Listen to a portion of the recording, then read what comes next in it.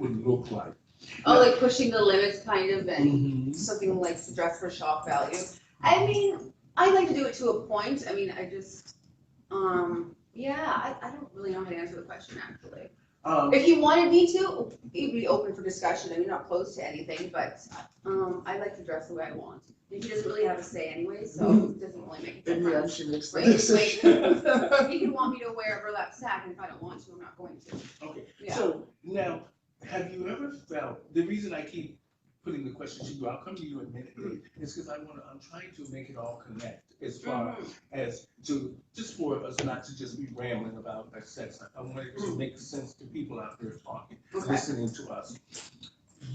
Have you ever felt like, I just want you, Dave, to be a man, and I need what I need, and you're going to do what I say tonight the way I want things to go? Because generally men are one way with sex. They get what they get and then they leave. And most of the time, 80 to 90% of women are unsatisfied when a man is really done having sex with them. That, what is it, 5 to 10, 15 minutes maximum? If that. Well, if that. I guess I think start off by saying I am very happy, sexually satisfied. If there was ever something that he hasn't covered, he would cover when I asked him about it. Like, yeah, there's nothing, but that's the thing, there's nothing really like that we don't feel comfortable talking about, you know? So. Now, have you ever felt that, just thought to yourself, being a woman, I'll come to you in a minute, Dave. Have you ever thought to yourself, is this the right man for me? And am I going too far? Too far? No, I mean, I think it's a journey. I mean, you just keep growing and developing together and learning new things. But is it going too far? If it's a good fit, hey man, who freaking knows? But just like, you should have fun, you know, be able to laugh at yourself, and you know, just be okay with making mistakes and not being perfect and just trying things. But you know, staying in your bubble and staying in your comfort zone all the time, and you're crossing your T's and dotting your I's. So does he have this, or he or she or whatever in a partner? It's just like, oh my God, just go with your gut and just go with your instinct sometimes. Believe in love, right? Like, yeah. Now, you know, a lot of times when we see these kind of things, whether it's the BDSM fetishes, or we see people that have the deeper fetishes, like I know some guys that like to dress up like babies and want to sit in cages, I've heard. it's a lot of work, yeah. Yeah, these do you guys do this at your service? I don't like to do that stuff, really. That's not my thing. I mean, the bondage thing, yeah, but not the baby thing and all that stuff. Okay, what's the weirdest thing you guys have done? What's the weirdest? The face twitch guy. That was a little different. Yeah, so I mean, there's some really. What did you say? The face twitch? Yeah. I had a guy who was turned on by this. He saw a Sesame Street episode of Being a Child. Yeah. Because that's how homosexuality starts anyway. Yeah. So I mean, fetishes like go range. They range, and this way it's not just like A, B, or C. It's they range so far. Like I've seen.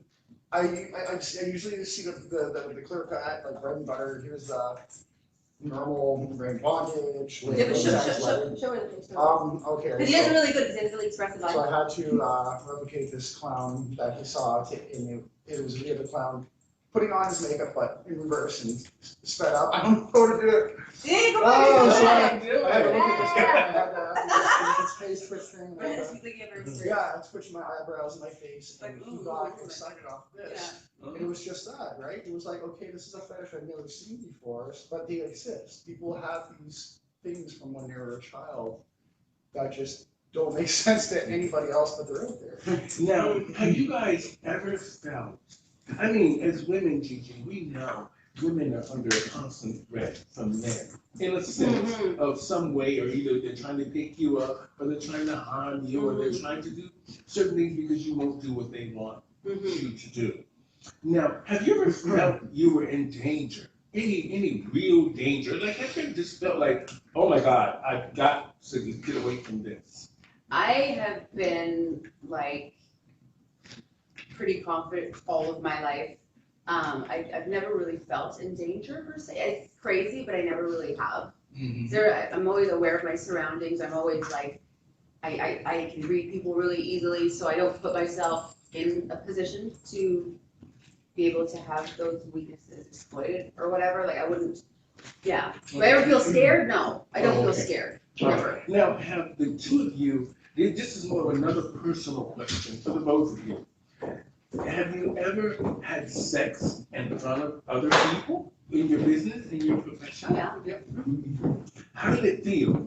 It's cool, actually. It's kind of exciting. Yeah. See that? Threesome's working Yeah. out. Now, the reason I ask that is because sometimes, you know, when there's a third person, they always call it the third wheel. And that person, usually somebody always gets left out. Now, I've been in many relationships, and my last relationship, I didn't really want to be in a relationship. I sort of wanted to sort of be friends with benefits, but we had been together, I think, too long for that to happen. So, but I tried to do the threesome thing. That went over like a lead balloon. Yeah. So, and then I tried to do it again to sort of say, you know, we can be together and let's try. It just doesn't work. For me, it didn't work. And I'm kind of glad I'm alone now because I can do what I want.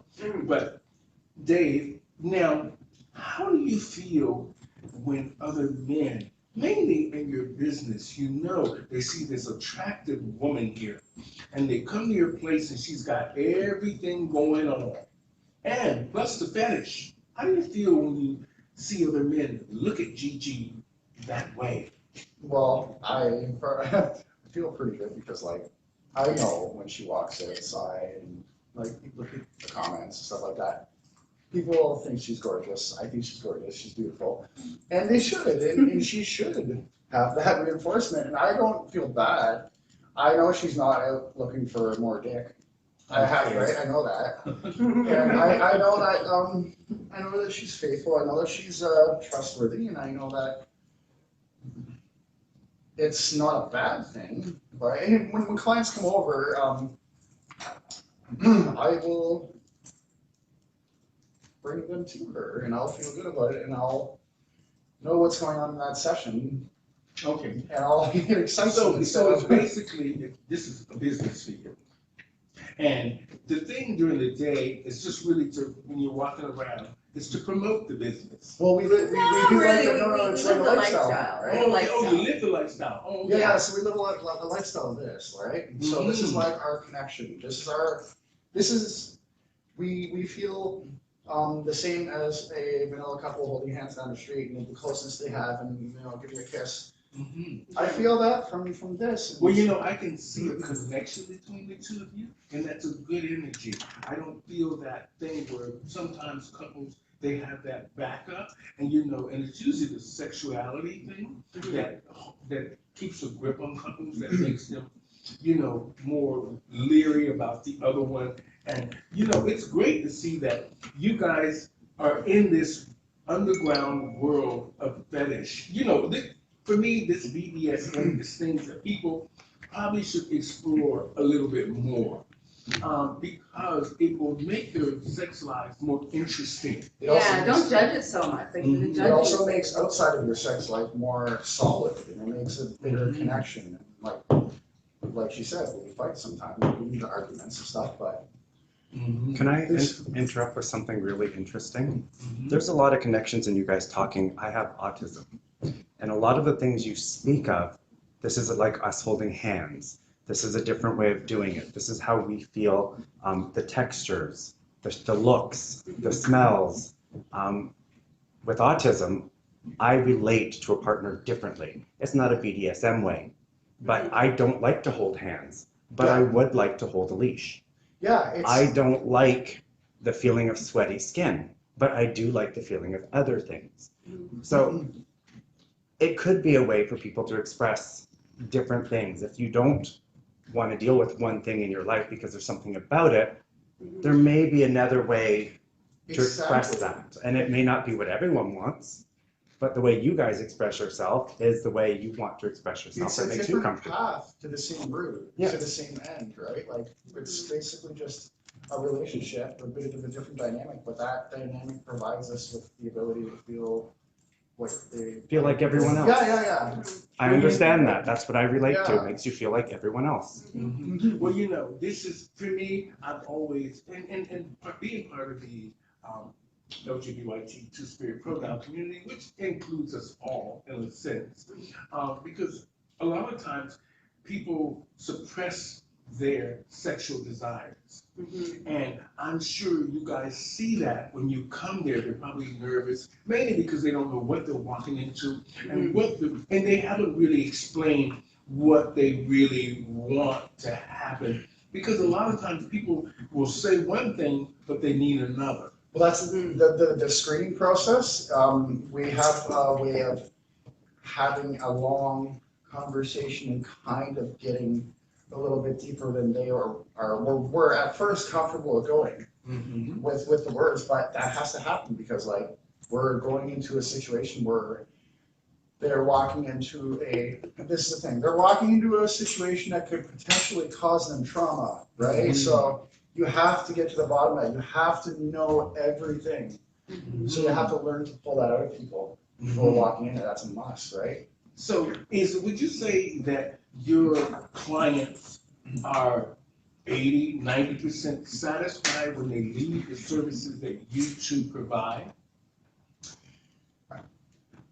Well, yeah, of course, for I'd say sure. I even mean, there's more. also like a vanilla business side component. I mean, but it's not just only like BDSM working stuff, it's the other stuff. Okay. But yeah, satisfied, yeah, customer service is number one, right? Yeah. Well, which So, is true, the customer's Yeah, always right. regardless, across the board, whether you're vanilla, you're selling ice cream, customer service is 101. Even in translates into lifestyle, right? Because you want people to be happy, right? Okay, Yeah. you know, that's a good thing. I mean, because a lot of times people are selfish. Yeah, well, if you care about your clients, you care about, your Well, that's, brand, you want to make sure people are that's the happy. whole finding out about it, everything that's going on in your mind about calling you before you. It's not like where somebody goes, "You're available now? Yeah, come over." That doesn't happen. You have to be willing to get on the phone. You have to be willing to tell us everything, right? So Now, not to cut you out there, Gigi, I want to just, for you, this question's for you. Now, I'm sure how does your family feel, your mom? Because your mothers are something else sometimes. Oh, she's not very receptive, and I find that as she's gotten, older, she's gotten really a lot more opinionated and said a lot of things. End of the day, I don't really speak to my family. It's not because of this, but I mean, yeah, one day I would like to just go in and just be me and accept it the way it is. What about you, Dave? How does your family feel? I mean, I'm sure if I mean, I don't know, are you from Toronto? no, I came from Newmarket. Okay, so does your family know you do this? Yeah, actually, I haven't spoken for over 5 years because of this, so it's literally destroyed my connection with all my family. I don't speak to any, not one. Okay, now we're at a certain age in our lives, all of us, and maybe we have desires that we have now decided that we're going to feel comfortable with. We can do this. We can act this out without really feeling like it's traumatizing us or it's going to harm us anyway.